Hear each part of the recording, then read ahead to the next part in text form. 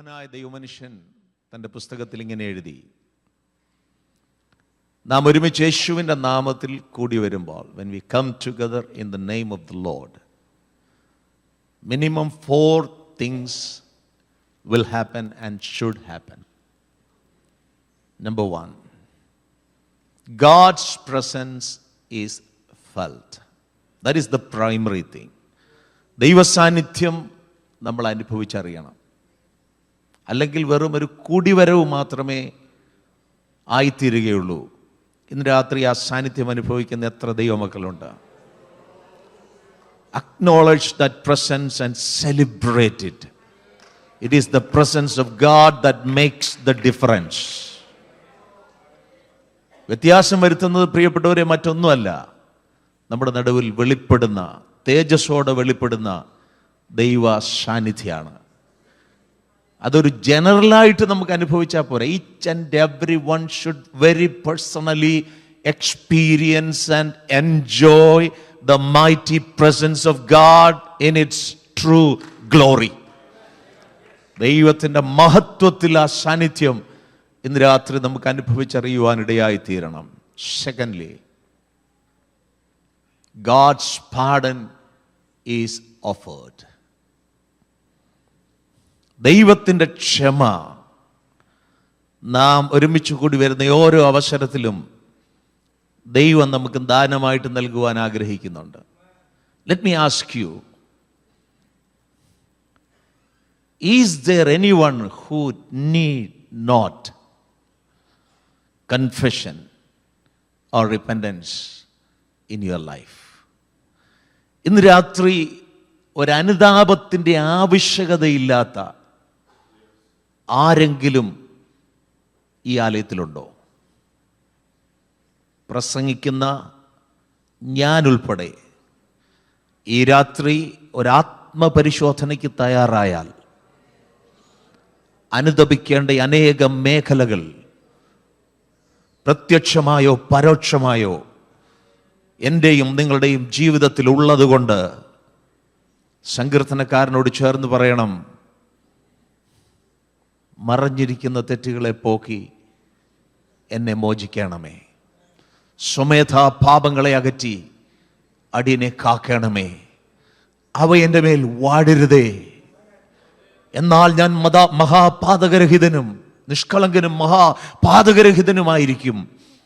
ഇന്ന് രാത്രി ഒരനുതാപത്തിൻ്റെ ആവശ്യകത നമ്മുടെ ജീവിതത്തിൻ്റെ ഏത് മേഖലയിലാണെന്ന് പരിശുദ്ധാത്മാവ് വിരൽ ചൂണ്ടുമ്പോൾ, എന്നെ പഠിപ്പിച്ചൊരു അധ്യാപകൻ പറഞ്ഞതുപോലെ, മോനെ, നീ പ്രസംഗിക്കുന്ന സമയത്ത് എല്ലാവരും കരഘോഷത്തോടെ ആർപ്പിടുന്നതിനേക്കാൾ നിന്റെ ശുശ്രൂഷയുടെ വിജയമെന്ന് പറയുന്നത് ഒരാളുടെ കണ്ണിൽ നിന്നെങ്കിലും ഒരു തുള്ളി കണ്ണുനീര് പുറത്തു വരുവാനിടയായി തീരുമെങ്കിലാണ്.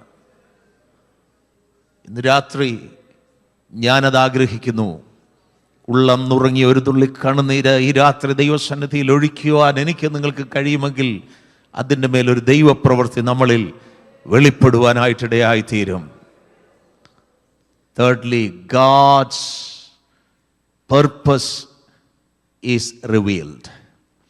എന്നെയും നിങ്ങളെയും കുറിച്ചുള്ള ദൈവിക ഉദ്ദേശം, നമ്മൾ ദൈവ ശബ്ദം കേൾക്കണമെന്ന് ആഗ്രഹിക്കുന്നല്ലോ. ഇവിടെ മുഴങ്ങുന്ന 1 മണിക്കൂറത്തെ പ്രസംഗം അത് മുഴുവൻ നമ്മോടുള്ള ദൈവ ആലോചനയാകണമെന്നില്ല, ദൈവ ശബ്ദമാണത് മൊത്തത്തിൽ. എന്നാൽ very personally God has a message for you and me. എത്ര പേർക്ക് വിശ്വാസമുണ്ട്? I have a message today. എനിക്ക് ഇന്ന് രാത്രി ദൈവം ഒരു സന്ദേശം നൽകും. പ്രസംഗകനല്ല, ദൈവം എനിക്കൊരു സന്ദേശം നൽകുമെന്ന്. And fourthly, God's power is displayed. ദൈവത്തിൻ്റെ ശക്തി അത് പ്രദർശിപ്പിക്കപ്പെടും. ആ ശക്തി വ്യാപരിക്കും, ആ ശക്തി അയക്കപ്പെടും.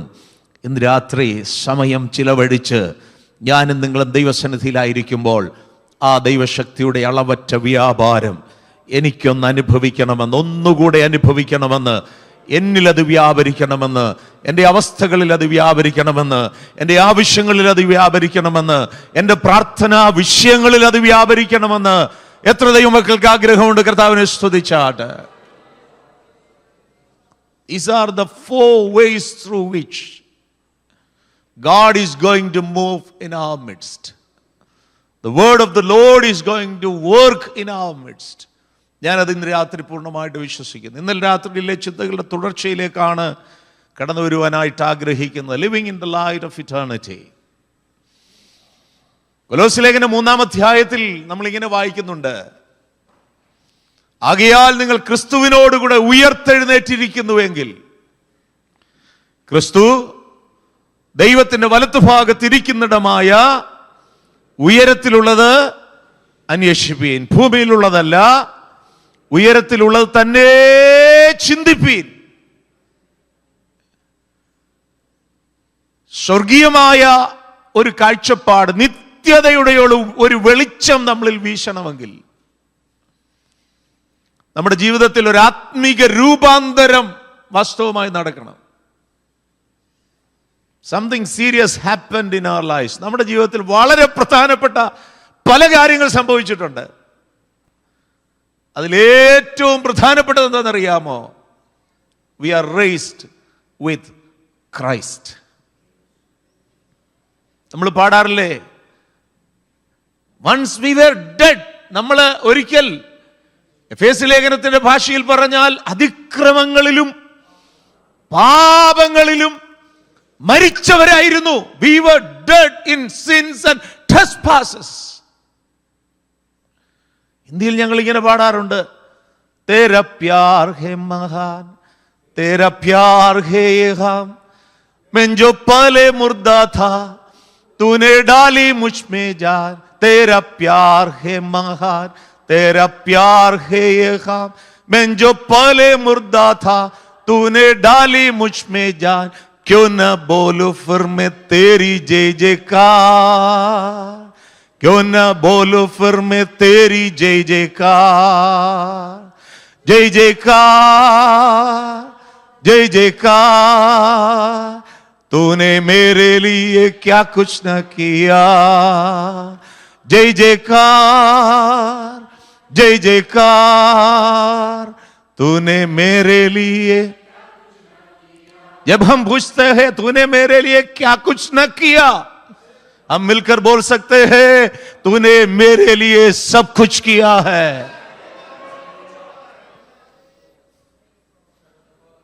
हालेलुया. എന്റെ കർത്താവ് എൻ്റെ ജീവിതത്തിൽ ചെയ്യാത്തത് എന്താ? നമ്മുടെ ജീവിതത്തിൽ ചെയ്യാത്തത് എന്താ? ഇന്ന് രാത്രി അവനെ സ്തുതിക്കുവാൻ വകയില്ല ദൈവമക്കളെ. അധരം തുറന്ന് കരങ്ങളെ ഉയർത്തി ഒരിക്കൽ കൂടെ കർത്താവിനെ ശക്തിയോടെ സ്തുതിക്കാം.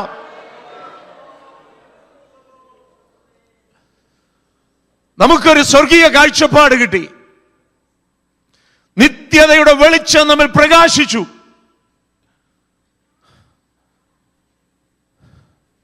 ഇരുളടഞ്ഞിരുന്ന നമ്മുടെ കണ്ണുകൾ തുറക്കപ്പെട്ടു. ഇന്ന് നമ്മൾ ജീവിക്കുന്നത് അസാധാരണമായൊരു ജീവിതമാണ്. Though we are ordinary people, we have an extraordinary life. നമ്മളൊക്കെ സാധാരണക്കാരായ മനുഷ്യരാ പ്രിയപ്പെട്ടവർ, വെറും സാധാരണക്കാരാ. ഇവിടെയൊക്കെ വന്നിട്ട് കുറച്ചു കൊല്ലം ആയപ്പോൾ സാധാരണത്വമൊക്കെ മാറിയെന്ന് തോന്നുന്നുണ്ടോ? ഒരു വശത്ത് ലോകപ്രകാരം നമ്മൾ നമ്മളെ തന്നെ പരിശോധിച്ചാൽ വ്യത്യാസങ്ങളൊക്കെ കുറച്ചൊക്കെ വന്നിട്ടുണ്ട്, ഉയർച്ചകളൊക്കെ വന്നിട്ടുണ്ടെങ്കിലും സ്റ്റിൽ നമ്മൾ സാധാരണക്കാരല്ലേ. എമ്മാനുവല്ലേ, ഞങ്ങളങ്ങ് സമ്മതിച്ചു, ഞങ്ങളങ്ങ് ഒന്ന് വന്നു വരാം, ഞങ്ങളങ്ങ് സമ്മതിച്ചു, എല്ലാവരും സമ്മതിച്ചു. പാസ്റ്റർ പറഞ്ഞു ഞങ്ങൾ സമ്മതിച്ചു. ഇവിടെ ഏറ്റവും കൂടുതൽ വർഷം ഒക്കെ ആയവരിൽ ഒരാളാണല്ലോ കർത്താവിന് ദാസൻ. അപ്പൊ കർത്താവിന് ദാസന് സമ്മതിച്ചു. We are just ordinary people. പക്ഷേ നമുക്കൊരു കാര്യം അഭിമാനത്തോടെ പറയുവാൻ കഴിയും, നാം നയിക്കുന്ന ക്രിസ്തീയ ജീവിതം അത് എക്സ്ട്രാ ഓർഡിനറിയാണ്. ഒരുപാട് അസാധാരണത്തിൽ നിറഞ്ഞതാ. ഫോർമർ ഇന്ത്യൻ പ്രസിഡന്റ് ആയിരുന്ന ഡോക്ടർ രാധാകൃഷ്ണൻ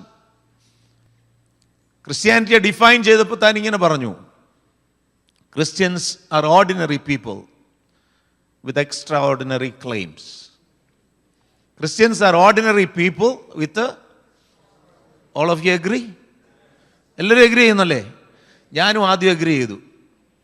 കുറച്ച് കഴിഞ്ഞ് ഞാൻ ഒന്നുകൂടെ അതിനെക്കുറിച്ച് ചിന്തിച്ചപ്പോഴുണ്ടല്ലോ, എനിക്ക് മനസ്സിലായി അദ്ദേഹം നമ്മളെപ്പോലല്ല ഒരല്പം എവിടെയെങ്കിലും ഒരു കുണുക്ക് വെച്ചേ അദ്ദേഹം സംസാരിക്കത്തുള്ളൂ. He's A philosopher. അപ്പം ഞാൻ ആവർത്തിച്ച് ചിന്തിച്ചപ്പോൾ എനിക്ക് മനസ്സിലായി അതിനകത്ത് എന്തോ ഒരു കുരുക്കുണ്ടെന്ന്. എൻ്റെ ചിന്തയാണ് ഞാൻ പറയുന്നത്. അദ്ദേഹം പറഞ്ഞത് Christians R ordinary people with extra ordinary claims. It is true that we do have claims. My question is this: we have only claims? അവകാശവാദങ്ങൾ നമുക്ക് പലതുമുണ്ട്. അതേ ഉള്ളോ? ഈ കാലഘട്ടത്തിൽ അതേ ഉള്ളൂ എന്ന്. കുറെ എന്തൊക്കെയോ നമ്മൾ അവകാശപ്പെടുകയാ. പക്ഷെ ഞാൻ എൻ്റെ ഭാഷയിൽ അതിനെ ഒന്ന് തിരുത്തി. Christians R ordinary people with extraordinary experiences. We not only have claims, but we do have experience. We experience what we claim. ഇന്ന് രാത്രി എത്ര പേർക്ക് പറയാൻ കഴിയും? What I claim, it's my experience. ഞാൻ അവകാശപ്പെടുന്നത് എൻ്റെ അനുഭവമാണ്. ക്രിസ്തുവിൽ എൻ്റെ അവകാശവാദങ്ങൾ പൊള്ളയല്ല, അതെൻ്റെ അവകാശവും എൻ്റെ അനുഭവമാണ്.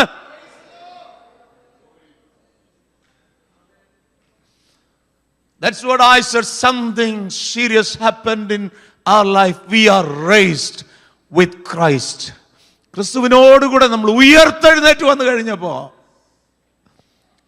we have a new perspective of life. That's what we discussed last night.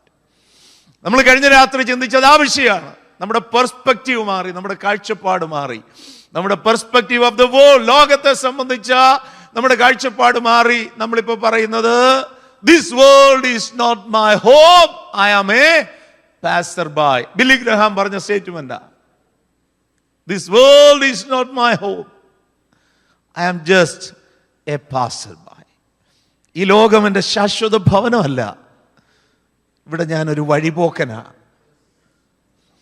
പതിറ്റാണ്ടുകൾ പലതും ഈ പട്ടണത്തിൽ കഴിഞ്ഞു കാണും. പേരിലെഴുതിയ പലതും നമുക്ക് അവകാശപ്പെടാനുണ്ടായിരിക്കും.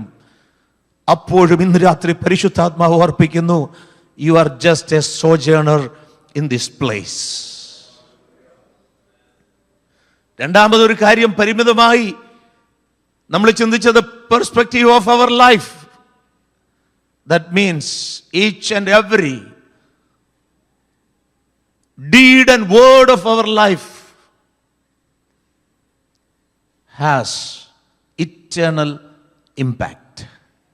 നമ്മുടെ ജീവിതത്തിൻ്റെ ഓരോ വാക്കുകൾക്കും ഓരോ പ്രവൃത്തികൾക്കും ചിന്തകൾക്ക് പോലും നിത്യതയിൽ ഒരു പ്രതിഫലനമുണ്ടാകും എന്നുള്ള കാഴ്ചപ്പാടിൽ വേണം നമ്മുടെ ക്രിസ്തീയ ജീവിതം ഓരോ ദിവസവും നയിക്കാൻ.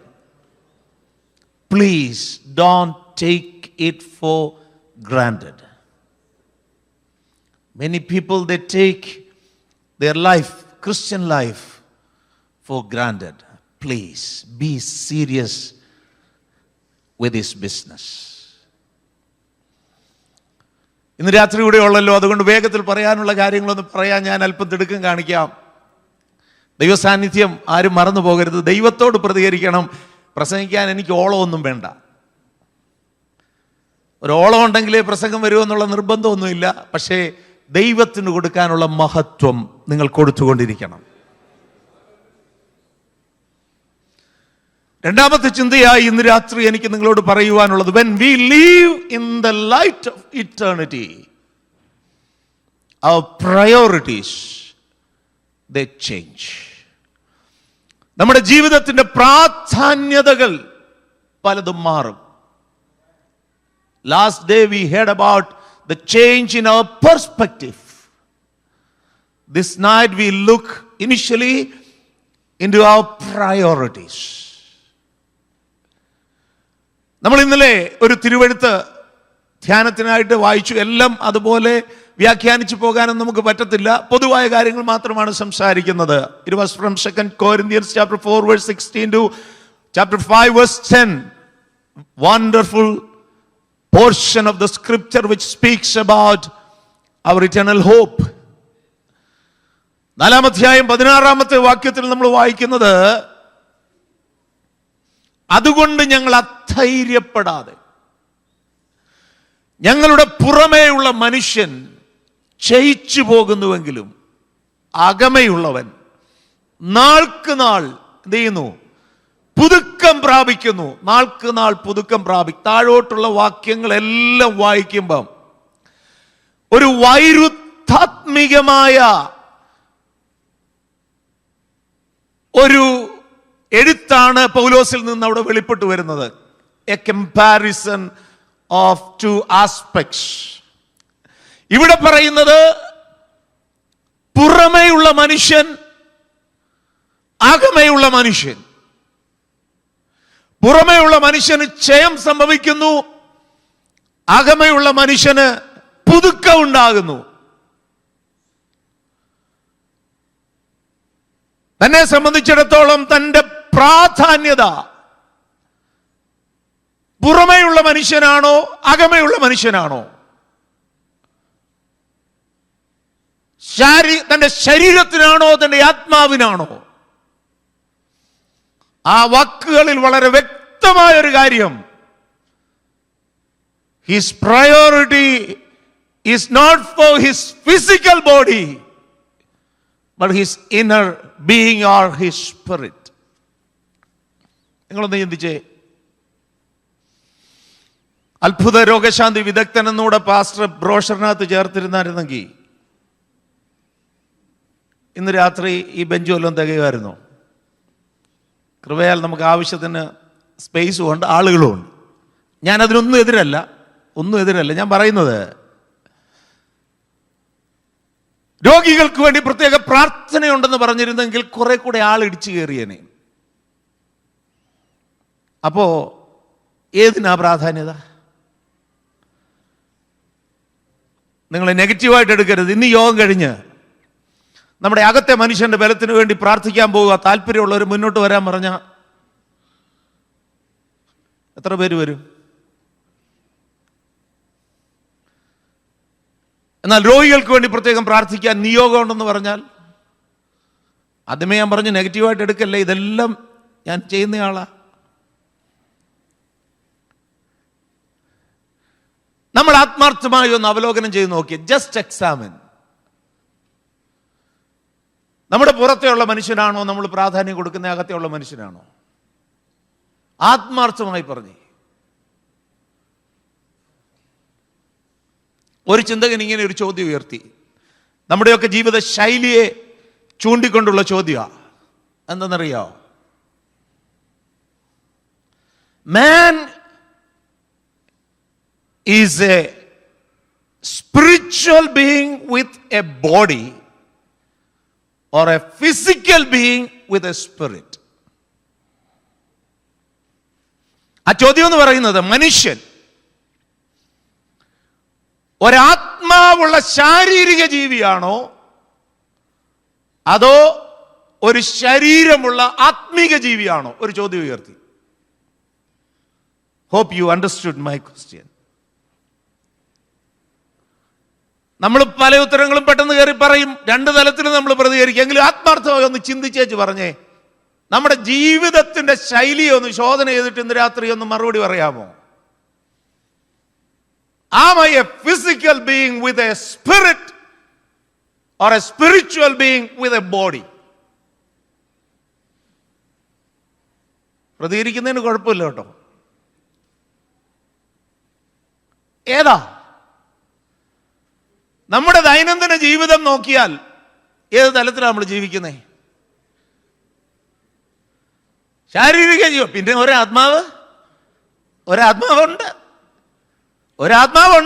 ഞങ്ങൾ ജീവിക്കുന്ന പിന്നെ എന്നാത്തിന് വേണ്ടിയാ? പണ്ടൊക്കെ നമ്മുടെ നാട്ടിൽ പറയായിരുന്നു, രണ്ടറ്റവും കൂട്ടിമുട്ടിക്കാനെന്നോ അരച്ചാൻ വയറെന്നോ ഒക്കെ പറയും. ഇപ്പൊ അരച്ചാൻ പോയിട്ട് 5-6 ചാണൊക്കെ നമുക്കുണ്ട്. അരച്ചാണിന്റെ കാലം, അരച്ചാണുള്ളവരും ഉണ്ടായിരിക്കും.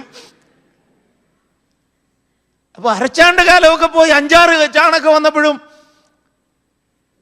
ഇവിടെ പലരും എന്നോട് പറഞ്ഞു, രണ്ടറ്റവും കൂട്ടിമുട്ടിക്കാൻ ബന്ധപ്പെടുക പാസ്റ്റർ എന്ന്. ഞാനൊന്നും പറഞ്ഞില്ല, പറയാൻ തുടങ്ങി എന്നാൽ പിന്നെ വണ്ടി പിടിച്ചങ്ങ് പോരാൻ. അവിടെ ഇപ്പോൾ കുറെ കൂടെ എളുപ്പമാണ് രണ്ടറ്റവും കൂട്ടിമുട്ടിക്കാനായിട്ട്. നമ്മൾ പലപ്പോഴും ജീവിക്കുന്നത് നമ്മുടെ അകത്തെ മനുഷ്യന് വേണ്ടിയാണോ പുറത്തെ മനുഷ്യന് വേണ്ടിയാണോ?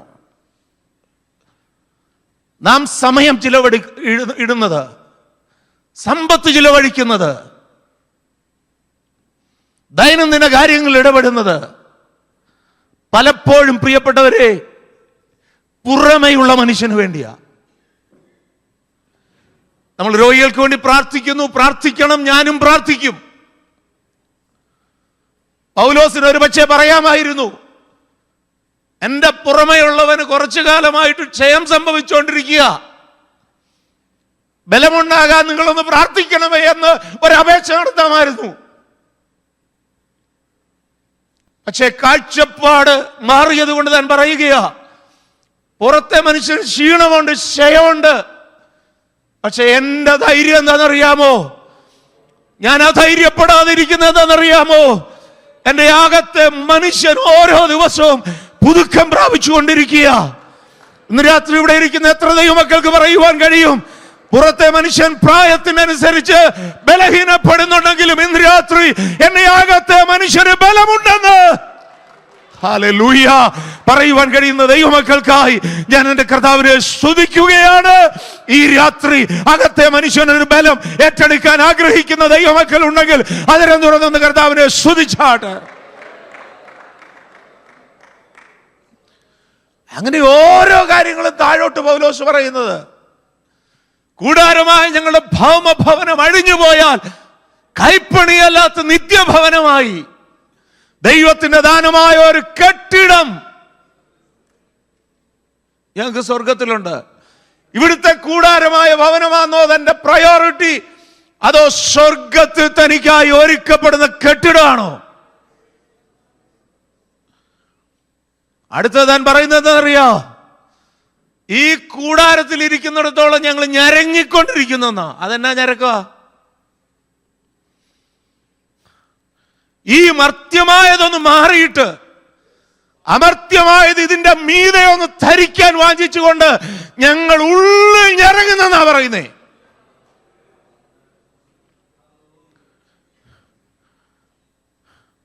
Do you have a groaning in your heart?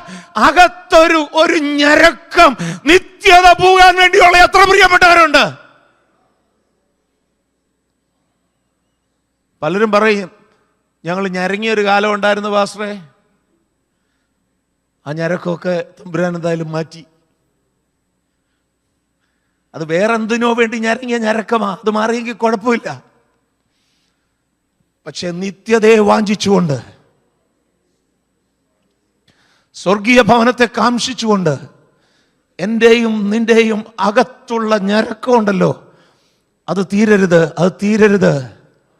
This nature is groaning for the redemption of the sons of God. ഈ പ്രപഞ്ചം ഞരങ്ങിക്കൊണ്ടിരിക്കുക നമ്മുടെ വീണ്ടെടുപ്പിന് വേണ്ടി. അത് മനസ്സിലാക്കണം. റോമാലേഖനം 8-ാം അധ്യായത്തിൽ നമ്മൾ വായിക്കുന്നുണ്ട്, This nature is groaning and the spirit of the Lord is groaning. ദൈവത്തിന്റെ ആത്മാവ് ഞരങ്ങിക്കൊണ്ട് പക്ഷവാതം കഴിച്ചുകൊണ്ടിരിക്കുക. എന്തിനു വേണ്ടിയാണെന്നറിയാമോ? എന്റെയും നിന്റെയും ശരീരത്തിന്റെ വീണ്ടെടുപ്പായ പുത്രത്വം സംഭവിക്കണമെന്ന് വെച്ചുകൊണ്ട്.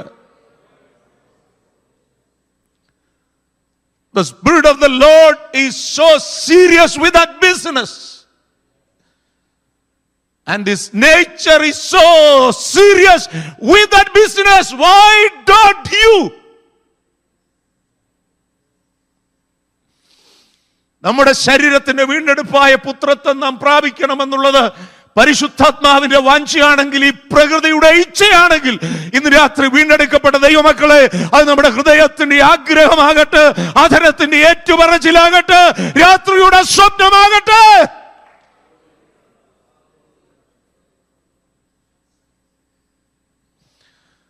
His priority was not his earthly home, but his eternal home. എന്നിട്ട് അടുത്ത പറയുന്നത് എന്തെന്നറിയോ? ഈ ശരീരം വിട്ട്,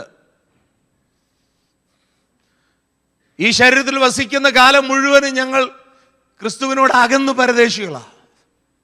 അതുകൊണ്ട് ഞങ്ങളുടെ വാഞ്ച എന്താണെന്നറിയാമോ? ഈ ശരീരം വിട്ട്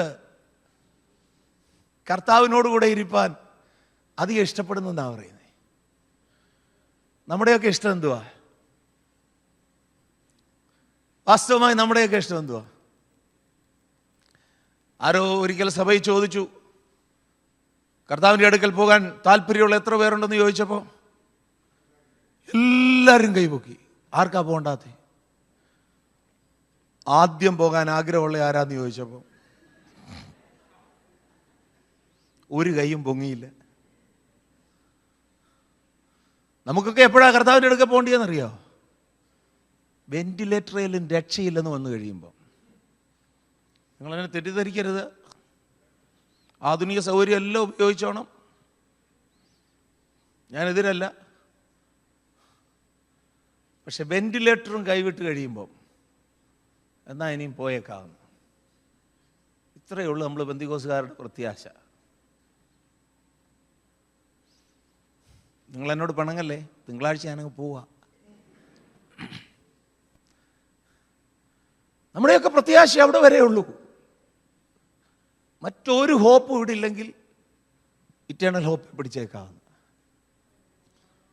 മാനുഷികതയുടെ തല ഞാൻ തള്ളിക്കളയുന്നില്ല കേട്ടോ. നിങ്ങളെ ഒറ്റപ്പെടുത്തി ഞാൻ മാറി നിൽക്കുന്ന ഒരു വ്യക്തിയുമല്ല. We are together. Examine our hope. നമ്മുടെ പ്രത്യാശ ഇന്ന് രാത്രി ഒന്ന് പരിശോധിക്കണം. നമ്മുടെ പ്രയോറിറ്റി നമ്മുടെ സ്പിരിച്വൽ സ്ട്രെങ്ത് ആണോ? സ്പിരിച്വൽ ഹെൽത്ത് ആണോ?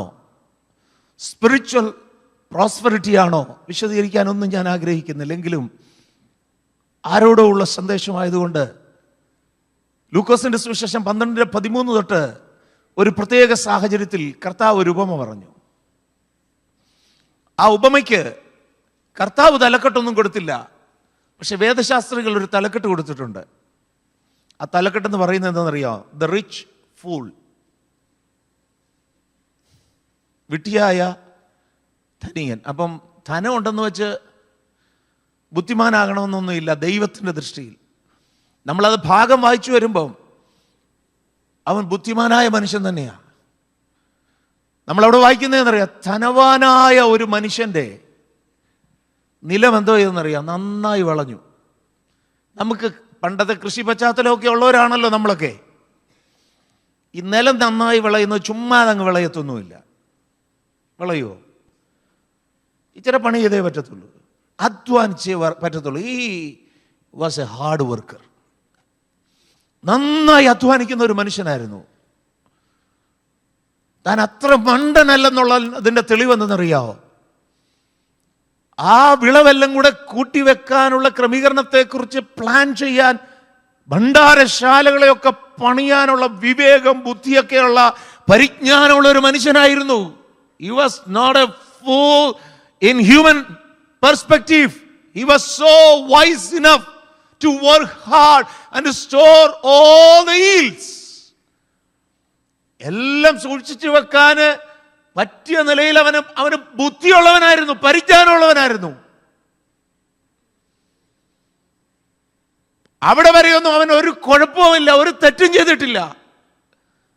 പിന്നാണ് കാര്യങ്ങൾ വഴുതിപ്പോകുന്നത് നമുക്ക് കാണാൻ കഴിയുന്നത്. ഈ സ്ലിപ്പിംഗ്. ഇതെല്ലാം കൂടെ കൂട്ടിവെക്കുന്നതിനെ കുറിച്ചൊക്കെ സ്വപ്നം കണ്ടു കഴിഞ്ഞപ്പോ, ഇതെല്ലാ കരുതലുകളും അങ്ങോട്ട് വന്നു കഴിഞ്ഞപ്പോൾ അവന്റെ അകത്തൊരു ചിന്ത, നമ്മുടെ നാടൻ ഭാഷ പറഞ്ഞ ഇഷ്ടം പോലായി, എത്ര തലമുറയ്ക്കുള്ളതായി, ഇനിയിപ്പം എന്നാ ചെയ്യണമെന്നറിയോ? തിന്നണം, കുടിക്കണം, ആനന്ദിക്കണം, ആടിച്ച് പൊളിക്കണമെന്ന്. പിന്നെ അല്ല എന്തോ വേറെ മോഡേൺ ലാംഗ്വേജ് വല്ലതും ഉണ്ടോ ഇമാനുവൽ? ഇവിടെ ഇറക്കുമതി ചെയ്ത വല്ല പുതിയ ഭാഷയുണ്ടെങ്കിൽ അത് ചേർത്തോ നിങ്ങൾ? എന്ന് പറഞ്ഞാൽ ഇനി അടിച്ചു പൊളിക്കാനുള്ളതാ. ആവശ്യം പോലെ ഉണ്ടാക്കി എൻജോയ് ചെയ്യണം. അങ്ങനെയൊക്കെ ആ മനുഷ്യനാ ചിന്തിച്ചത്. അപ്പോഴാണ് സ്വർഗം വിഷയത്തിൽ ഇടപെട്ടത്. ഇന്ന് രാത്രി ആരോടോ ദൈവാത്മാവാലോചന, അരുതാത്ത ചിന്ത, ദൈവഹിതമല്ലാത്ത ചിന്ത, ദൈവാലോചനയ്ക്ക് വിരുദ്ധമായ വിചാരങ്ങൾ നിന്റെ അകത്ത് കയറുമ്പോൾ ഉണ്ടല്ലോ, ആരും ഇടപെട്ടില്ലെങ്കിൽ സ്വർഗം നിന്റെ കാര്യത്തിൽ കയറി ഇടപെടാൻ തുടങ്ങും. Come on, come back. രാത്രി ദൈവാത്മാവ് ചിലരോട് പറയുക, റിന്യൂ യുവർ മൈൻഡ്. മനസ്സ് പുതുക്കി രൂപാന്തരപ്പെടേണ്ട ആളുകൾ ഇന്ന് രാത്രി ഇവിടെ ഇരുന്നും വിദൂരത്തിലിരുന്നും എന്റെ വാക്കുകളെ കേൾക്കുന്നുവെന്ന് പരിശുദ്ധാത്മാവ് പറയുന്നു. ഈ ദിവസങ്ങളിൽ ചിന്തിക്കുന്ന ചിന്തകൾ, കണക്ക് കൂട്ടുന്ന കണക്കുകൂട്ടലുകൾ, തയ്യാറാക്കുന്ന പദ്ധതികൾ ഒക്കെ ദൈവഹിതപ്രകാരവും ദൈവാലോചന പ്രകാരവും ദൈവവചനത്തിന് അധിഷ്ഠിതവുമാണെന്ന് ഉറപ്പുവരുത്തുവാനുള്ള ഉത്തരവാദിത്വത്തിലേക്ക് ഈ രാത്രി പരിശുദ്ധാത്മാവ് വിരൽ ചൂണ്ടി ചിലരോട് സംസാരിക്കുന്ന രാത്രിയാണ്. Praise the Lord. Hallelujah. ആ ഭാഗം ഞാൻ വിശദീകരിക്കുന്നില്ല, നമുക്ക് മുന്നോട്ട് പോകുവാനുണ്ട്. അതുകൊണ്ട് ശ്രദ്ധിക്കാതെ മക്കളെ, ആ മനുഷ്യനോട് ദൈവത്തിന് സ്വർഗത്തിന് ചോദിക്കാനുണ്ടായിരുന്ന ചോദ്യം മൂഢ, ഈ രാത്രി നിന്റെ പ്രാണനെ നിന്നോട് ചോദിച്ചാൽ നീ ഒരുക്കി വെച്ചത്, അത് അവനോട് ചോദിച്ചതാണല്ലോ. നമുക്ക് നമ്മളോടൊന്ന് ചോദിച്ചു നോക്കാം, ഇത്രയും കട്ടി വേണോ പാസ്റ്റർ എന്നൊക്കെ. അത്ര കട്ടിയായിട്ടൊന്നും എടുക്കണ്ട, ലളിതമായിട്ട് എടുത്താൽ മതി.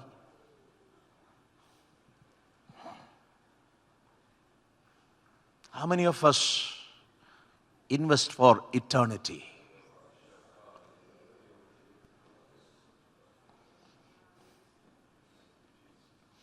എന്നിട്ട് 21-ാമത്തെ വാക്യമാണ് വളരെ പ്രധാനപ്പെട്ടത്. That points towards our priority.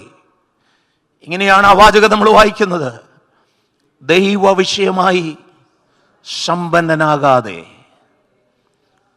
അടിവരയിടേണ്ട വാക്യമാ. വല്ലപ്പോഴും ഒക്കെ ഇങ്ങനെ താളുകൾ മറിക്കുന്ന കൂട്ടത്തിൽ കണ്ണുകൾ ഉടക്കണം. അതിനാ ഇപ്പം നമ്മൾ മോഡേൺ ഇതൊക്കെ ആയതുകൊണ്ട് പണ്ടത്തെ പോലെയൊന്നും പുസ്തകം അഴുക്കാക്കാൻ നമ്മൾ അടിവരയ്ക്കാറില്ലല്ലോ.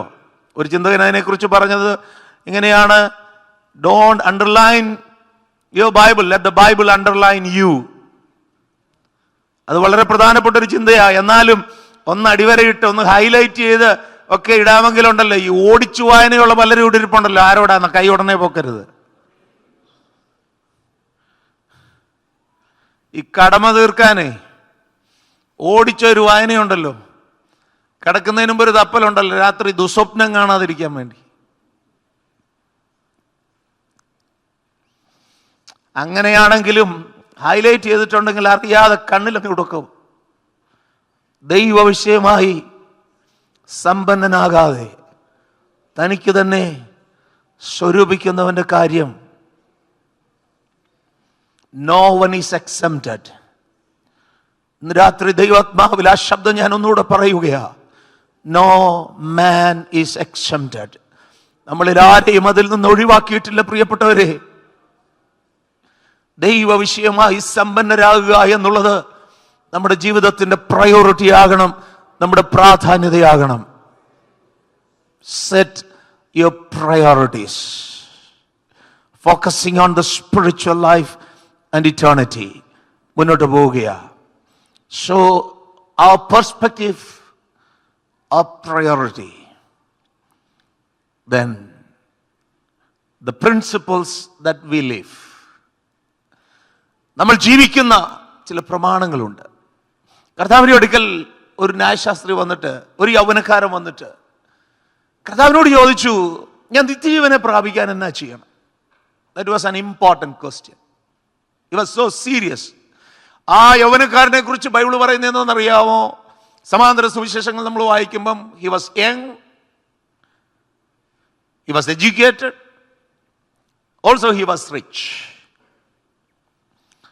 അവൻ നല്ല യൗവനക്കാരൻ, സമ്പത്തുള്ളവൻ, അവനൊരു പ്രമാണിയാണ് എന്ന് പറഞ്ഞാൽ he was well settled. ഇങ്ങനെയുള്ള എല്ലാ കാര്യങ്ങളും അവനുണ്ടെങ്കിൽ, ലോകപ്രകാരം എല്ലാം ഉണ്ടെങ്കിലും അവൻ്റെ അകത്തൊരു ശൂന്യത. അതങ്ങനെയാ, ദൈവത്താൽ അന്തരംഗത്തിൽ നിർമ്മിതമായ ഒരു ശൂന്യത.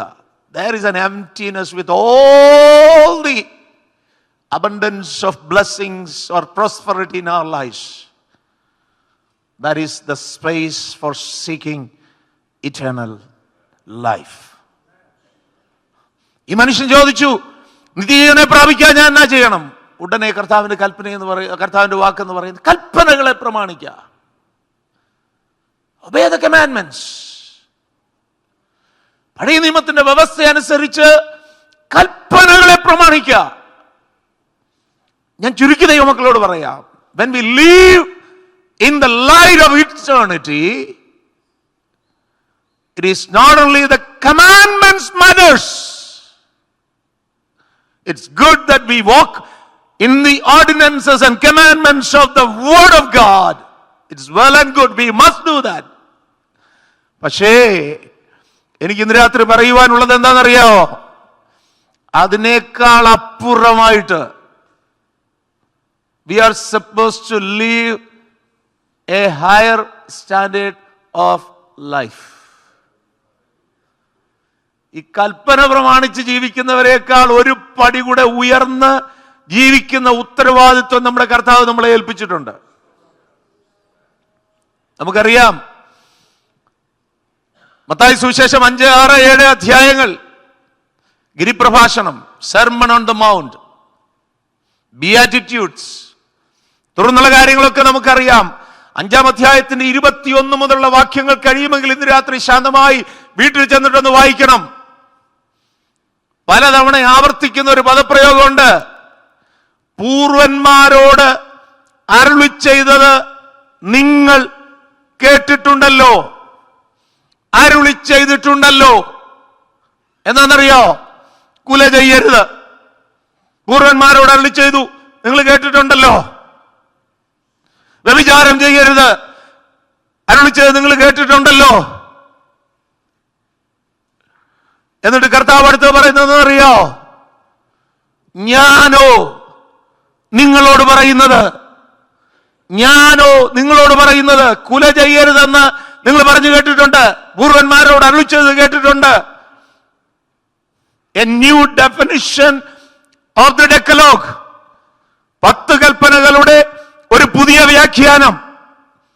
കർത്താവ് പറയുന്നത്, ഞാനോ നിങ്ങളോട് പറയുന്നത്. സഹോദരനോട് കോപിക്കുന്നവൻ എല്ലാം, ബാക്കി നിങ്ങൾ പറഞ്ഞോ, നിസ്സാര എന്ന് പറഞ്ഞാൽ, മൂഢ എന്ന് വിളിച്ചാൽ,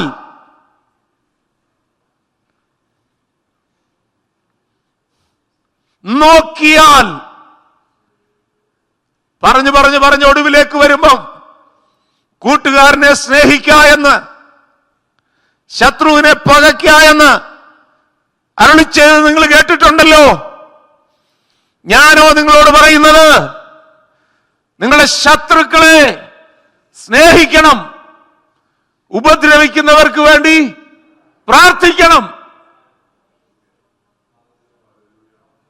higher standard of life, higher principles for our practice.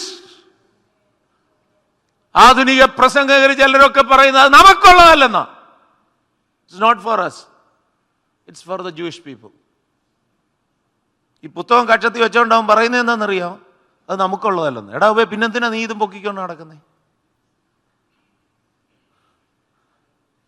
നമ്മുടെ കൊക്കിനൊതുങ്ങാത്ത ഒന്നും നമുക്കുള്ളതല്ലെന്ന്.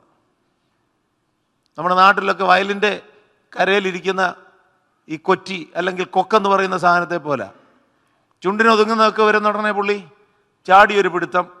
ചുണ്ടിനൊതുങ്ങാത്തതാകുമ്പോൾ കണ്ണടച്ച് തപസ് ചെയ്യുമെന്ന് അപ്പച്ചന്മാർ പറഞ്ഞ് ഞാൻ കേട്ടിട്ടുണ്ട്. പുള്ളിയുടെ ചുണ്ടേ കയറാത്തതാണെങ്കിൽ കണ്ണടച്ച് പുള്ളി തപസ്സ. അപ്പൊ തപസ്സുകാരെ കൊണ്ട് നിറഞ്ഞിരിക്കുക സഭ. സ്തോത്രം. ശത്രുക്കളെ സ്നേഹിക്കണം. പറ്റുമോ? ആദ്യം കൂട്ടുവിശ്വാസിയെ സ്നേഹിക്കുക. പണ്ടാരോ പറഞ്ഞു, നീ വലിയൊരു ആത്മീയനൊക്കെ ആകുന്നതിന് മുമ്പ് ആദ്യം ഒരു നല്ല മനുഷ്യനാടാവുകയെന്ന്. Be a better human being before becoming a high spiritual giant. Pretend to be a spiritual giant and fail to be a better human being. Are you with me? എല്ലാവരും എൻ്റെ കൂടെ ഉണ്ടല്ലോ അല്ലേ? ഞാൻ സമയത്ത് നിർത്തും. What is the profit? Fail to be a better human being and claim to be a spiritual giant. മുഖം മൂടിയൊക്കെ തമ്പുരാൻ വലിച്ചു കീറുന്ന ഒരു ദിവസം നമ്മുടെ ജീവിതത്തിൽ വരുമെന്നുള്ള ബോധ്യം നമ്മളെ ഭരിക്കണം. ശത്രുക്കളെ സ്നേഹിക്കണം. കഴിഞ്ഞ ദിവസം ഒരു ചിന്ത ഞാൻ ഇങ്ങനെ പറഞ്ഞു, ഉപദ്രവിക്കുന്നവർക്ക് നമ്മൾ പ്രാർത്ഥിക്കുമോ? നിങ്ങളെ ആരെങ്കിലും ഉപദ്രവിച്ചാൽ അവർക്ക് വേണ്ടി നിങ്ങൾ പ്രാർത്ഥിക്കുമോ? പിന്നെ നമ്മൾ പ്രാർത്ഥിക്കുമോന്നോ? നമ്മൾ എന്താ പ്രാർത്ഥിക്കുന്നതെന്നറിയോ? കർത്താവേ അവനെ സന്ദർശിക്കണേ, അവളെ സന്ദർശിക്കണേ എന്ന് പറഞ്ഞാൽ എന്തുവാ? തലയിടുത്തി വെട്ടിക്കണേ എന്ന്. പിന്നെ അല്ല എന്തുവാ ഈ സന്ദർശിക്കണേ എന്ന് പറഞ്ഞാൽ പിന്നെ അതിൻ്റെ അർത്ഥം നിങ്ങൾ എന്നോട് പറ, ഇവിടെ വേറെ വല്ല അർത്ഥം ഉണ്ടെങ്കിൽ. ഇതാണ് നമ്മുടെയൊക്കെ പ്രാർത്ഥന എന്ന് പറയുന്നത്. So a redefinition of the Decalogue. കൽപ്പനകളുടെ പുതിയ നിർവചനം കർത്താവ് കൊടുക്കുക എന്ന് പറഞ്ഞാൽ വെറും സാധാരണക്കാരനെ പോലെ മാത്രമല്ല, കൽപ്പന പ്രമാണിക്കുന്നവനെ പോലെ മാത്രമല്ല, ഞാനും നീയും ജീവിക്കേണ്ടത് അതിനേക്കാൾ ഉന്നതമായ തലത്തിലാ.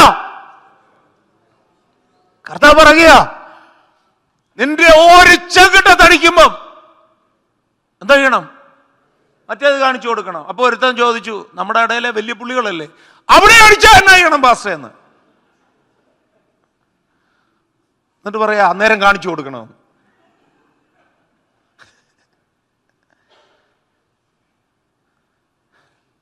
What a principle we have to follow. എനിക്ക് നിങ്ങൾക്കും അനുകരിക്കാൻ അരുമനാഥനായ കർത്താവ് നൽകി തന്നിരിക്കുന്ന പ്രമാണത്തിന്റെ ശ്രേഷ്ഠത മനസ്സിലായോ? ഇവിടെയാണ് നമ്മൾ എക്സ്ട്രാ ഓർഡിനറി ആകുന്നത്. പ്രമാണം അനുസരിച്ച് ഒരു നാഴിക നടക്കാൻ വിളിച്ച അരനാഴിക പോലും നടക്കാത്ത പുള്ളികളുള്ളപ്പം ന്യായമായ നിലയിൽ എൻ്റെ കൂടെ ഒരു കിലോമീറ്റർ ഒന്ന്, ഒരു മൈലൊന്ന് വരാമോ എന്നേ ചോദിച്ചിട്ടുള്ളൂ. ഒരു മൈൽ പോയാ പോരായോ? പക്ഷെ നമുക്ക് തന്നിരിക്കുന്ന പ്രമാണം എന്താണെന്നറിയോ? ഒന്ന് പോരാ, നീ 2 പോണം. നിന്റെ വസ്ത്രം ഒരുത്തൻ എടുക്കുകയാണെങ്കിൽ തടയണമെന്നാണോ? പുതപ്പൂടങ്ങ് വിട്ടുകൊടുക്കാൻ. ഇങ്ങനെയുള്ള ഒരു ഹയർ പ്രിൻസിപ്പിള് ഏറ്റുവാങ്ങി വരാൻ നമ്മളെന്നുള്ള ബോധ്യം. ഒരു മിനിമം ലെവലിലെങ്കിലും കർത്താവേ, വലിയ ആത്മീയനൊന്നും ആണെന്ന് അഭിനയിക്കാൻ പറ്റിയില്ലെങ്കിലും അങ്ങയുടെ വാക്കുകളെ അനുവർത്തിക്കാനുള്ള കൃപ എനിക്ക് തരണമെന്ന് ഇന്ന് രാത്രി പ്രാർത്ഥനയോടുകൂടെ ദൈവസന്നിധിയിലായിരിക്കണം. കുറച്ചു നാൾ മുമ്പ് വാട്സപ്പിലൊക്കെ കറങ്ങിയ ഒരു കഥ ഒന്ന് ഓർപ്പിക്കാൻ വേണ്ടി പറയാം. ഒരു സഹോദരി ഒരു ബസ് യാത്രയിൽ ഇങ്ങനെ പോവാ. നമ്മുടെ നാട്ടിലെ ബസ്സൊക്കെ ഒന്ന് ഭാവനയിൽ കണ്ടു. ഇവിടെ നിങ്ങളാരും ബസ്സേ കയറുന്നില്ലെന്ന് എനിക്കറിയാം. ബസ്സൊക്കെ മറന്നു. നമ്മുടെ ആനവണ്ടിയൊക്കെ ഓർമ്മയുണ്ടോ?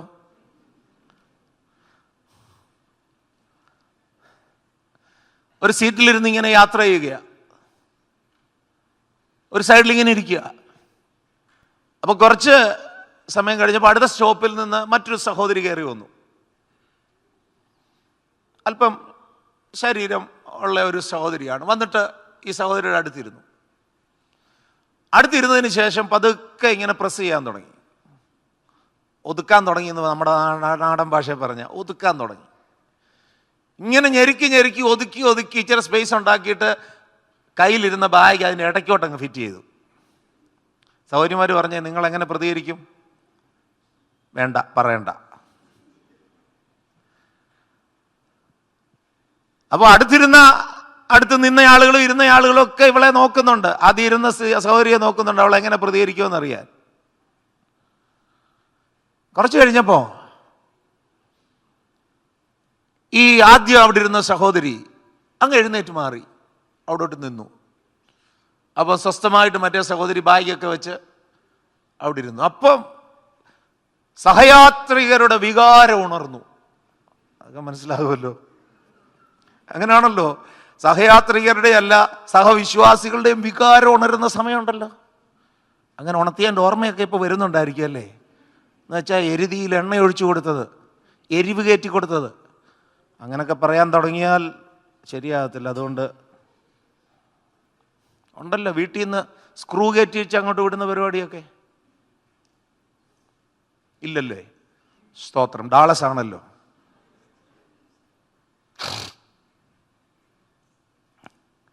പ്രതികരിക്കാൻ തുടങ്ങി. അടുത്ത് വന്നവർ, നീ എന്തിനാടി എഴുന്നേറ്റെ? നീ അല്ലയോടി ആദ്യം ഇരുന്നേ, നിനക്ക് അവിടെ ഇരുന്ന് കൂടാ, അവള് വേണേ എഴുന്നേക്കട്ടെ, ബാഗ് എടുക്കാൻ പറയടി, കത്തിച്ചു കൊടുക്കുക. ആരുടെ ഭാഗത്താ ന്യായം? നിങ്ങൾ പറഞ്ഞേ, ആരുടെ ഭാഗത്താ ന്യായം? ആദ്യം ഇരുന്ന സഹോദരിയുടെ ഭാഗത്തല്ലോ ന്യായം. അവക്ക് അവിടെ ഇരുന്നു കൂടെ? ബാഗ് എടുക്കാൻ പറഞ്ഞുകൂടെ? അങ്ങോട്ടൊന്ന് മാറിയിരിക്കാൻ പറഞ്ഞുകൂടെ? പക്ഷെ ആ സഹോദരി പ്രതികരിച്ചെന്താണെന്നറിയാമോ? ഞാനെന്തിനാ വഴക്കിടുന്നേ? അടുത്ത സ്റ്റോപ്പിൽ ഞാൻ ഇറങ്ങുക. അടുത്ത സ്റ്റോപ്പിൽ ഇറങ്ങുന്ന ഞാൻ എന്തിനാ അവരോട് വഴക്കിടുന്നേ? ആലോചനയുണ്ടേ. സ്റ്റോപ്പ് എപ്പോഴാ വരുന്നതെന്ന് അറിയത്തില്ലേ? ഇറങ്ങിപ്പോകാനുള്ളവരാന്നേ. എന്തിനാ ഒന്നിച്ചിരുന്ന് ആരാധിച്ചേച്ച് ബാക്കി പൂരിപ്പിക്കാൻ നിങ്ങൾക്ക് വിട്ടേച്ച് ഞാൻ അവിടെ വിടുക?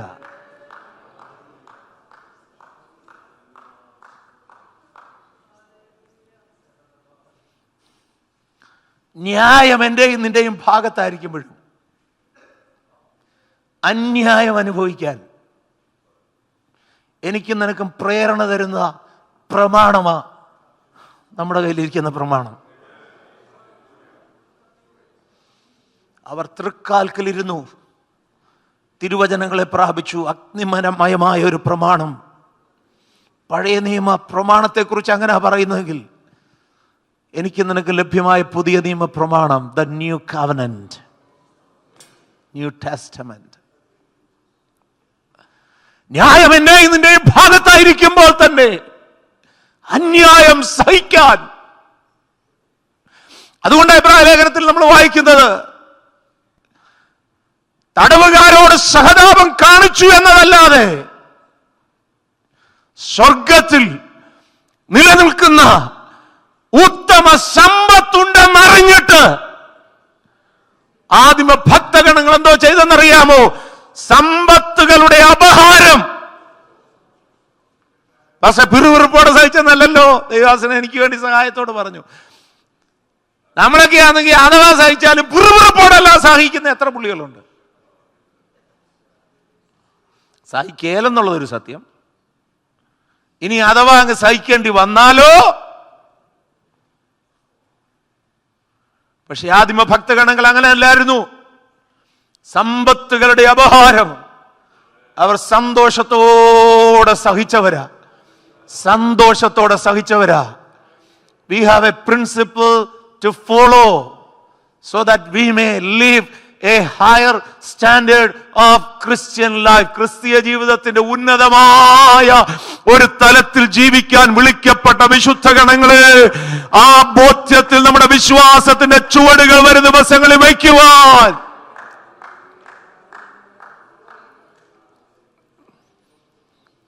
change in our principles of life.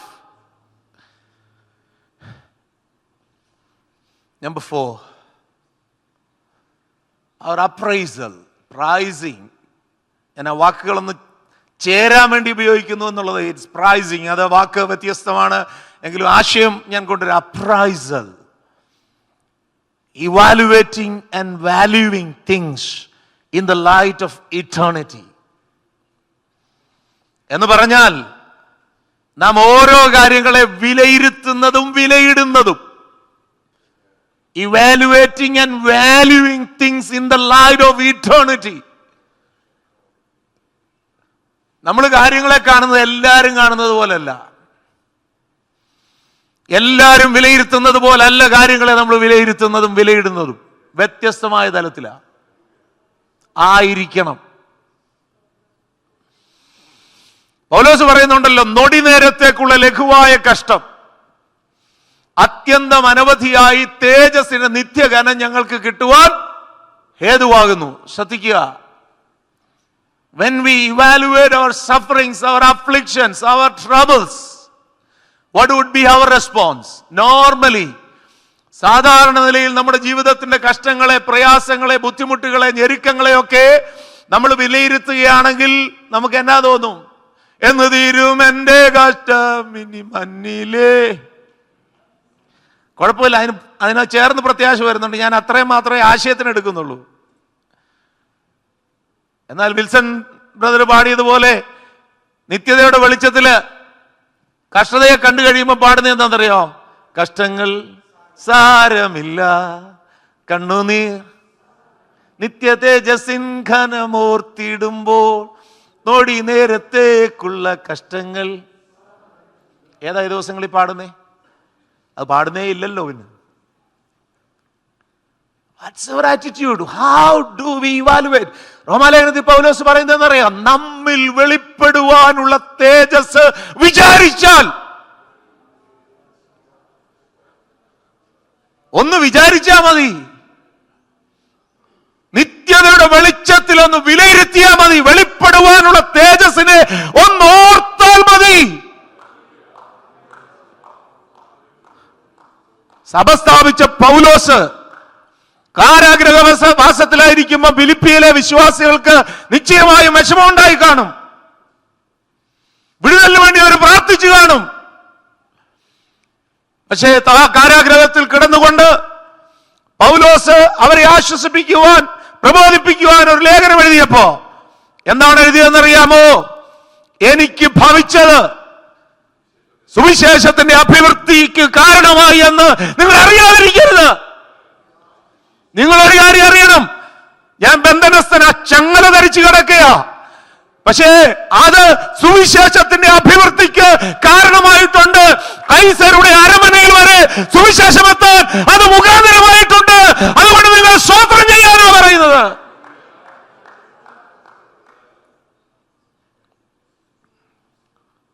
The eternal effect of that happens in our lives.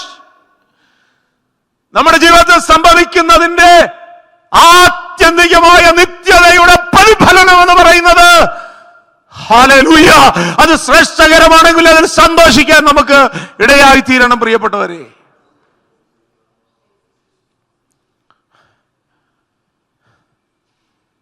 ധന്യനായ Paulose Sleeha Philippi ലേഖനം 3-ാം അധ്യായത്തില് തന്റെ ക്രെഡൻഷ്യൽസ് എല്ലാം എഴുതുന്നുണ്ട്. ക്രെഡൻഷ്യൽസ് എല്ലാം നമ്മുടെ ഇന്നത്തെ നിലയിലാണെങ്കിൽ ഓരോ ക്രെഡൻഷ്യലും ഓരോ ഡോക്ടറേറ്റ് ആണെന്ന് എടുക്കാം. ഡോ ഡോ ഡോ ഡോ ഡോ ഡോ ഡോ എന്നൊക്കെ ഒരുപാട് ഡോ.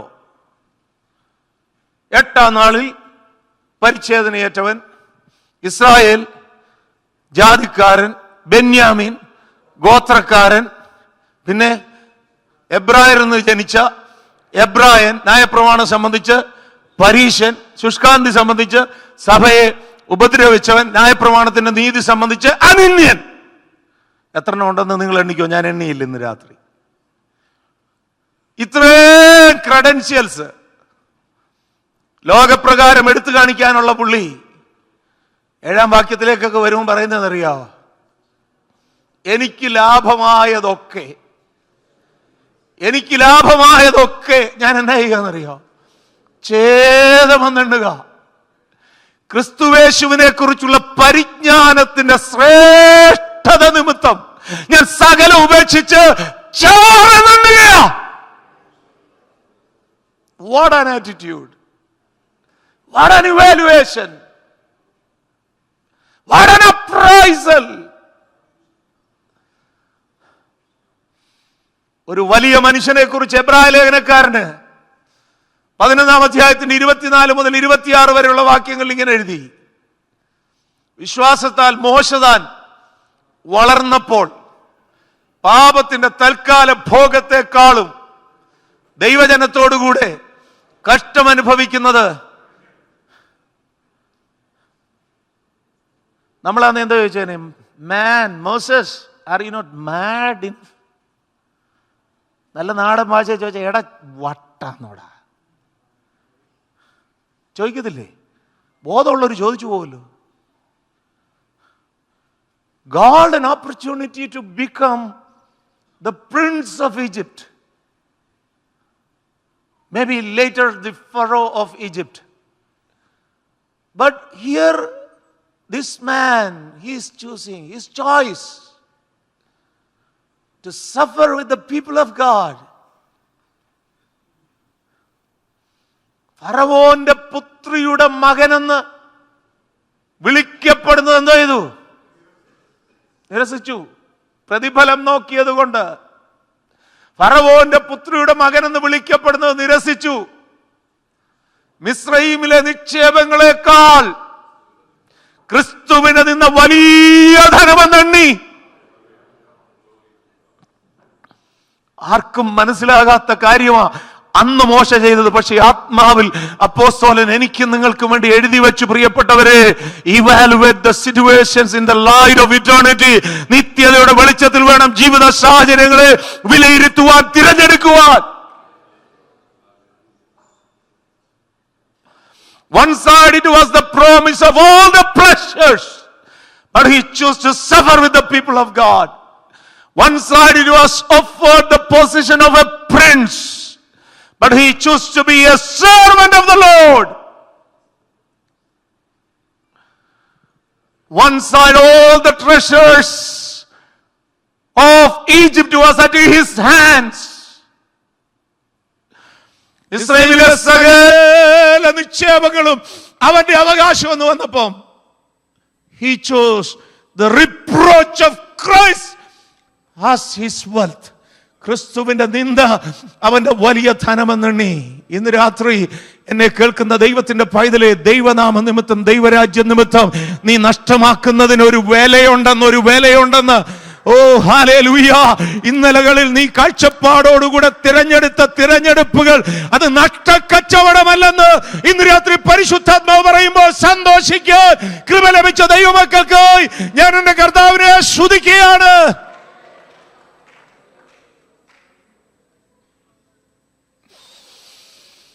ഇന്ന് പ്രായമുള്ള ഒരു അമ്മ എന്നോട് പറഞ്ഞു, ഉച്ചയ്ക്ക് ആളിനെ ഞാൻ പറയുന്നില്ല, മനഃപൂർവ്വം പറയുന്നില്ല, പാസ്റ്ററെ ഒത്തിരി വില കൊടുത്താ ഇതിനു വേണ്ടി ഇറങ്ങിയത്. പൂർവ്വകാലങ്ങളിൽ വിശ്വാസത്തിന് വേണ്ടി കൊടുത്ത വിലയെക്കുറിച്ചും അനുഭവിച്ച പീഡനത്തെക്കുറിച്ചും ഒക്കെ പകലിലെ ചുരുക്കം വാക്കുകളിൽ ആ മാമ പറഞ്ഞു. കാര്യം മനസ്സിലായി. പക്ഷെ അവർ കൊടുത്ത വിലയുടെ കാര്യങ്ങളൊന്നും ഇന്നത്തെ തലമുറയ്ക്ക് അറിഞ്ഞുകൂടാ. അവർ വിട്ടുകളഞ്ഞതിനെയൊക്കെ പലരും തിരികെ എടുത്തുകൊണ്ട് അതിനെയൊക്കെ ആഘോഷമാക്കിക്കൊണ്ടിരിക്കുന്ന സമയമാണ്. എന്നാൽ ഇന്ന് രാത്രി ദൈവാത്മാവിൽ ഞാൻ നിങ്ങളോട് പറയുകയാ, മോശ ഒരു മണ്ടനല്ല, പൗലോസ് ഒരു മണ്ടനല്ല.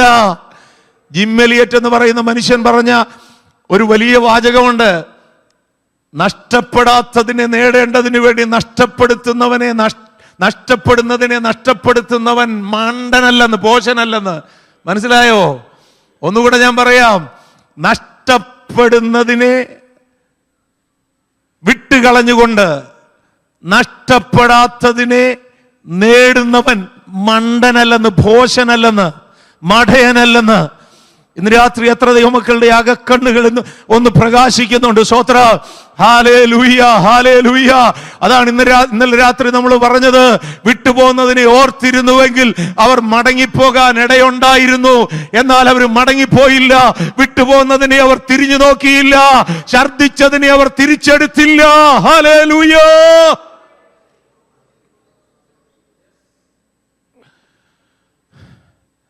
നമുക്കുള്ളതിന്റെ വിലയിടേണ്ടത് നിത്യതയുടെ കാഴ്ചപ്പാടില്ല. നിങ്ങൾക്കൊക്കെ ഇവിടെ ഏറ്റവും വിലയുള്ള സാധനമായിട്ടുള്ളത് എന്തുവാ? നിങ്ങൾക്കുള്ളതാ. സ്വർണമെന്ന് ആച്ചാൻ പറഞ്ഞു, നമുക്കില്ലല്ലോ. ഉണ്ട്, സ്തോത്രം. നമുക്കുള്ള ഏറ്റവും വിലയുള്ള സാധനം ഏതാ? നിങ്ങൾക്ക് ഈ ഡാളസിൽ ഏറ്റവും വിലയുള്ളത് എന്തുവാന്ന്? വീട്. 1.5 മില്യൺ. കഴിഞ്ഞ ദിവസം ഒരു ഹൗസ് ഡെഡിക്കേഷൻ ഞാൻ അറ്റൻഡ് ചെയ്തപ്പം ആകാംക്ഷ കൊണ്ട് ഞാൻ ചോദിച്ചു നോക്കി എന്താ അതിൻ്റെ വില എന്ന് പറഞ്ഞു 1.5 മില്യൺ. That's fine. എൻ്റെ ഒരു പൂർവ്വ വിശ്വാസിയുടെയാ. എനിക്ക് സന്തോഷം തോന്നി.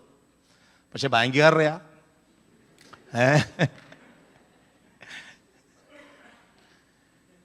എന്തു ആയിക്കൊള്ളട്ടെ, വീടായിക്കോട്ടെ, കാറായിക്കോട്ടെ, എന്തു ആയിക്കോട്ടെ. പക്ഷെ ഒരു സന്ദേശം പറയാനുണ്ട്. That which is not eternal has no value in eternity.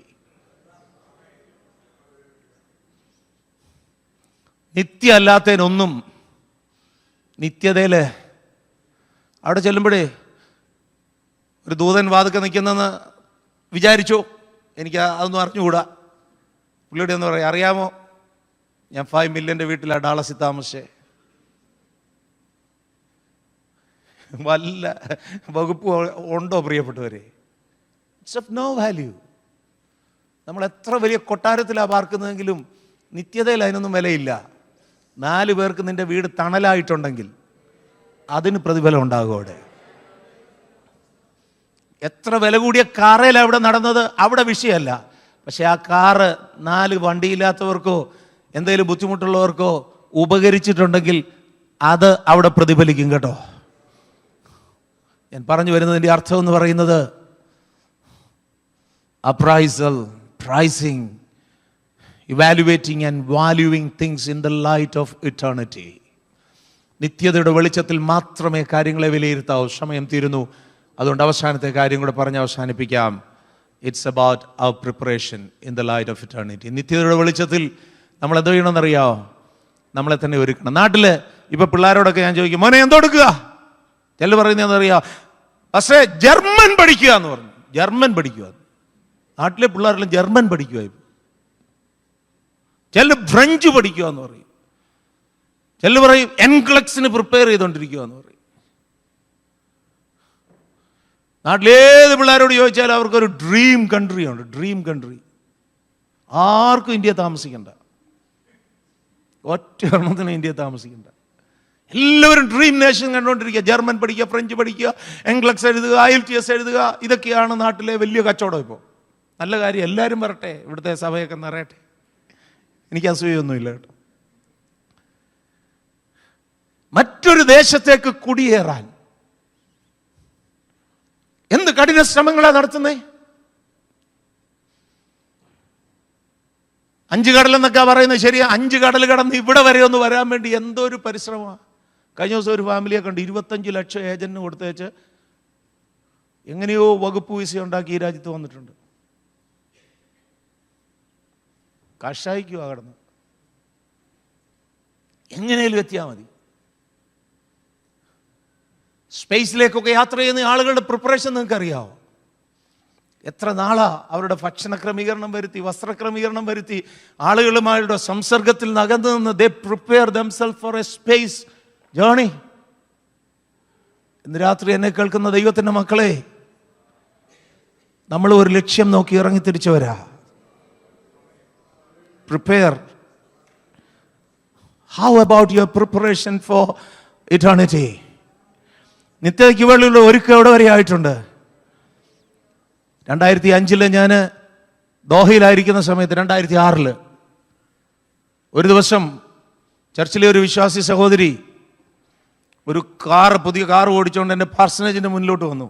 വണ്ടി നിർത്തി. ഞാൻ ഇറങ്ങിച്ചെന്നു. എന്തോ സഹോദരി? ഷെവർലയുടെ ഒരു കാറ്, ഓട്ടോമാറ്റിക്. അന്ന് മലയാളികളൊന്നും ഗൾഫിലൊന്നും ഓട്ടോമാറ്റിക് കാർ ഉപയോഗിച്ച് തുടങ്ങിയിട്ടില്ല. എല്ലാം മാനുവൽ ഉപയോഗിക്കുന്ന സമയമാണ്. ഓട്ടോമാറ്റിക് കാർ ഉപയോഗിച്ച് തുടങ്ങിയിട്ടില്ല. ചർച്ചിൽ ആദ്യമായിട്ട് ഈ സഹോദരി ഒരു ഓട്ടോമാറ്റിക് കാർ വാങ്ങിച്ചുകൊണ്ട്. ഞാൻ പറഞ്ഞു, what happen, what is this? പറഞ്ഞു, പാസ്റ്റർക്ക് അറിയാവോ, എൻ്റെ വിസയുടെ ക്രമീകരണങ്ങളൊക്കെ ആയി 3 മാസത്തിനുള്ളിൽ ഞാൻ അമേരിക്കയ്ക്ക് പോകും. അവിടെ ചെല്ലുമ്പോൾ ഇതാ ഓടിക്കേണ്ടി, അതുകൊണ്ട് ഇപ്പോഴേ ഇവിടെ അങ്ങ് ട്രെയിനിങ് ആണ്. അവിടെ ചെന്ന് ഓടിക്കാൻ 3 മാസം മുമ്പേ കൊച്ചമ്മ, ഇപ്പം ചിലപ്പോൾ ഓൺലൈനിൽ കാണുന്നുണ്ടായിരിക്കും, ഞാൻ പേര് പറഞ്ഞിട്ടില്ല,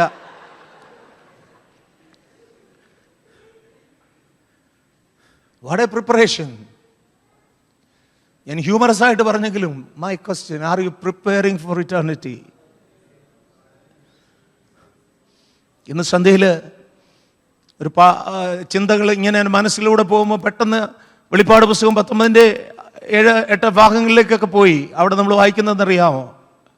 നാം ഉല്ലസിച്ച് ഘോഷിച്ച് അവന് മഹത്വം കൊടുക്കുക. കുഞ്ഞാടിൻ്റെ കല്യാണം വന്നല്ലോ. കാന്തയും